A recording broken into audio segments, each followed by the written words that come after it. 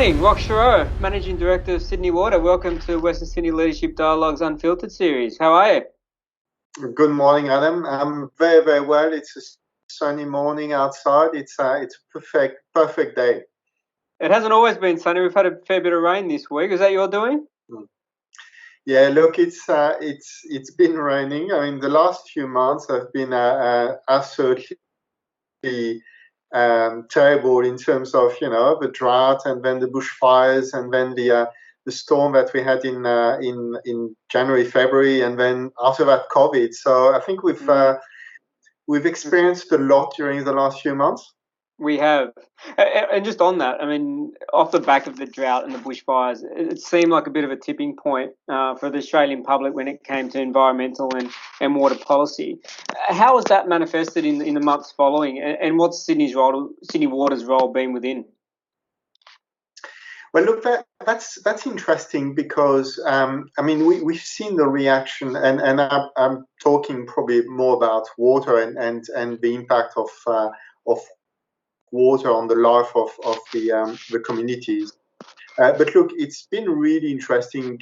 During drought, we've seen a very strong reaction from the communities about conserving water, drinking more water, drinking less water. So we've seen a reduction of consumption of about 14% in January, February, which is significant, and a lot more feedback from our customers that we needed to do water differently because there's not enough water in Sydney in general.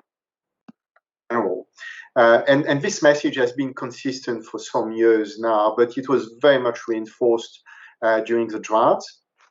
And then COVID has added another dimension to this, which is people are spending a lot more time home, working from home, but they also spend time, walking around their home or the place where they live, spending a lot more time outdoor in parks and gardens because they can't go to the shopping center, etc., etc.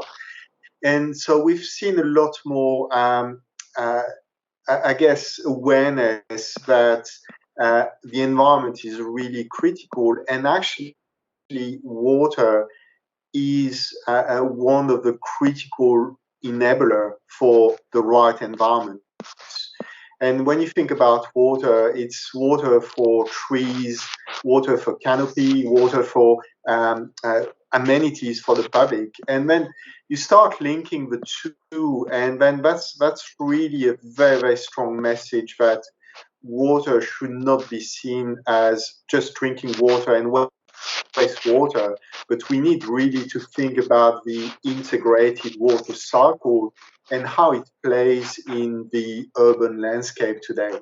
So for us, it's been challenging time, but look, service has been provided 24/7 without disruption to our customers. That's the most important.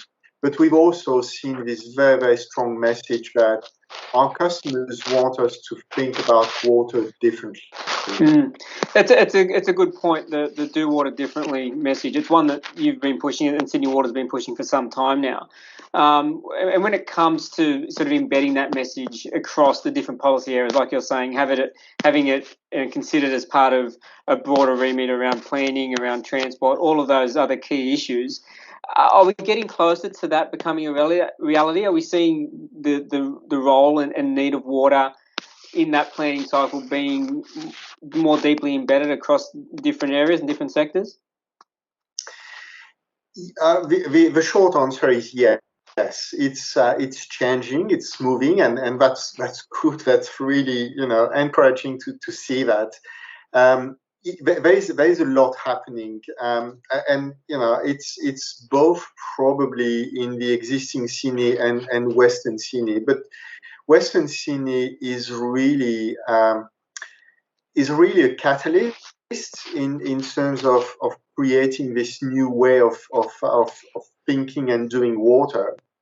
We've got we've got a huge investment program in the next 4 years. We're going to invest about $4.6 billion in the next 4 years. So this is really a significant amount of money. A large part of this investment is actually for the development of Western Sydney. And that's where we've got, the possibility to include the message that we've received from our customers, the government policy that is very, very strong about, integrated water into the urban landscape. And I guess all the influences and the direction that we get from the Greater Sydney Commission and a number of different organizations saying, yeah, we need to think about things differently. So there has been a lot of work done. Planning has been ongoing, and we've got some very interesting project coming up, especially in Western Sydney, like the South Creek Water Factory, which is basically a very good example of how you can think about water differently, using the wastewater to provide water that will be used in different amenities across the community, but also think about the nexus that between water and energy and water and waste, and integrating that into a factory that is a lot more than a water treatment plant. There are certainly some exciting developments that you guys are at the forefront of. You mentioned 3 events, pretty major events that have occurred over the past 12 months, from droughts to bushfires, now with COVID. Looking at how we bounce back from COVID and those other situations, there's been a lot of discussion around a green recovery. What does a green recovery look like for Sydney Water? And what are some of the things that we should be looking at that can drive both economic and environmental outcomes? So green recovery is actually something that we need to consider as business as usual. We need to think about the future as greener compared to what it is today, and this is a constant message that we get from our customers. The younger generation are even the message is even stronger. So thinking about how we integrate the water cycle into the design and the creation of the new cities is absolutely.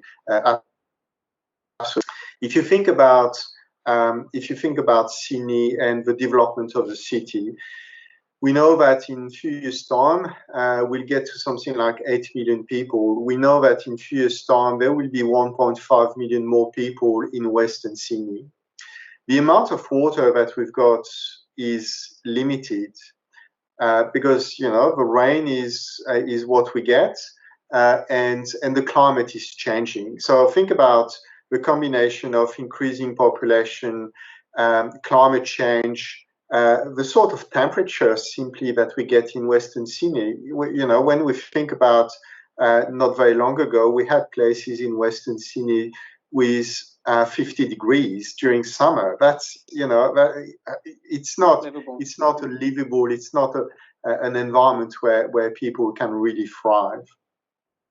So if you think about the context, actually, there is a need to think about a green future, and water has a critical place in creating this green environment. The recovery side after COVID and especially after COVID, for us, it's probably using the momentum of the few crises that we have had in the last few months and making sure that we include that in the way we design and think and do water. And the recovery for us, I've spoken about the $4.6 billion investment program we have. This is local. This $4.6 billion are not going overseas, are not going interstate. This is a local investment that we're doing. If you think about the investment that we're doing, about 90 cents in the dollar of the money we spend is spent externally with local service provider, construction companies that will employ local people to build the asset that we need to build, especially in Western Sydney. So for us, recovery means that we definitely cannot stop what we're doing. The momentum is there. COVID has not slowed down the activity of Sydney Water. We've had as usual, 24/7 activity, and that includes all the capital programs that we've got in train. Well, speaking of momentum, it's a pretty important milestone coming up for you. I think next month it marks 1 year since your move to Sydney Water. In closing today, how would you sum up the first 12 months in the chair, and what are you most proud of, and what's next for you and Sydney Water? Look, it's been a fantastic 10, almost 11 months now. The Sydney Water is a fantastic organization full of people that are fully dedicated to creating a better life for our customers. And that's the vision that we proposed to the board in December, creating a better life with world-class water services. And you've got all our staff, all our people really behind this vision of creating a better life. We've had a fantastic 10, 11 months creating the new vision and creating the new strategy that we need to have to deliver this vision. But the innovation in the business is very, very high. The willingness to do things differently, the willingness to listen to our customers, listen to our partners, listen to our stakeholders, and really create this better life, not on our own, but with partnering with all our stakeholders, is something that is very, very strong. So the momentum is very strong. The change in the last 10, 11 months has been significant inside the business, and there is a fantastic amount of energy within Sydney Water to continue creating this better life for Sydney and Western Sydney and all our customers. Well, Roch, congratulations, mate. Well done on the upcoming anniversary. Thank you for your time this morning. It's been a pleasure. Roch, Cheroux, Sydney Water. Thank you. Thanks, Alan. Thank you.